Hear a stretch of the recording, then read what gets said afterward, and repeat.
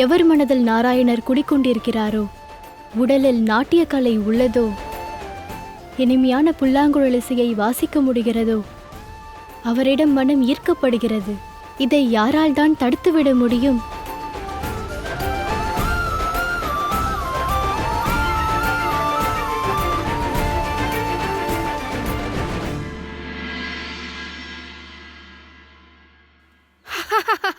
பார்கவி, ஆச்சரியமாக இருந்தது.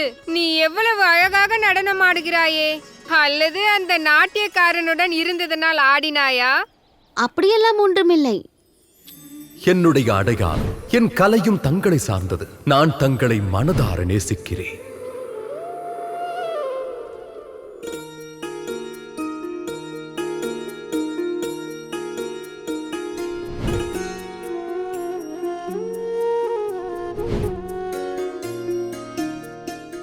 அவருக்காக காத்திருப்பதிலும் புல்லாங்குழல் இசை தெரிகிறது. ஒருமுறை அவர் இங்கு வரட்டும். அன்பு இல்லை என்றால் என்ன? வாருங்கள், எங்களுடன் நடனமாடலாம். ஆமாம் பார்கவி, இன்று நீ எங்களுடன் நடனமாட வேண்டும். இன்று வேண்டாம், வேறு ஒரு நாள். என்ன நீ? வேறு எப்போது? இன்று உன் ராஜகுமாரன் வருவான். அதன் பிறகு நீ எங்களை விட்டுவிட்டு நிரந்தரமாக சென்று விடுவாய்.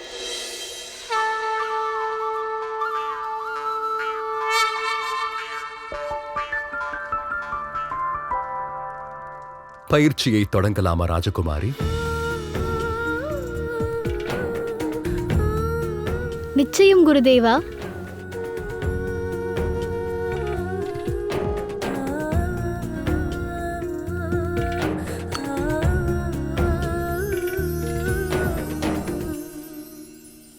பார்கவி, உன் தோழிகளின் ஆசையை நிறைவேற்ற மாட்டாயா? அவ்வாறு இல்லையெனில் உன்னுடைய அந்த நாட்டியக்காரனை தேடி கண்டுபிடித்து அழைத்து வரவா? அதற்கெல்லாம் அவசியமில்லை. எனக்கு நாட்டியம் தெரியும். அவன் என்ன கற்றுக் கொடுப்பது? பாருங்கள்.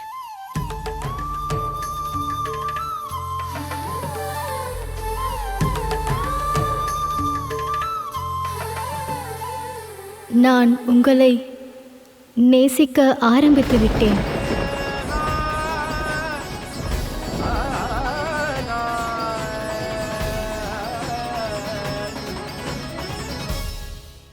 பாருங்கள். இந்த இயற்கையை சாட்சியாக வைத்து நான் மீண்டும் தங்களிடம் கூறுகிறேன், நான் தங்களை மனதார நேசிக்கின்றேன்.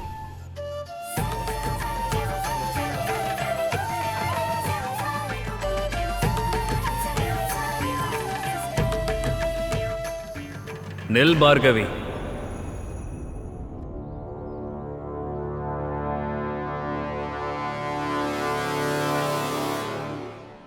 நான் ராஜகுமாரன் வாசு, உன் வருங்கால கணவன். என் மனைவி நடனமாடுவது எனக்கு பிடிக்காது. நினைவிருக்கட்டும், மீண்டும் இந்த தவறு நடக்கக்கூடாது. இப்பொழுது வா, நம் விவாகம் நடக்கவிருக்கிறது.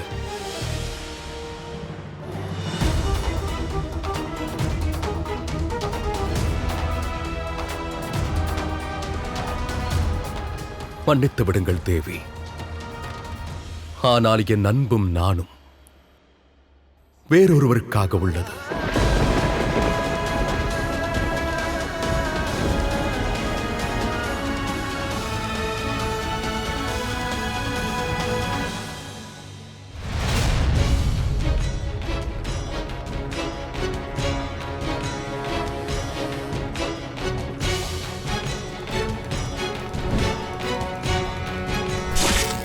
உன் கணவனை அவமதிக்கிறாயா? கணவராக போகிறீர்கள், இன்னும் ஆகவில்லை. நீங்கள் செல்லலாம்.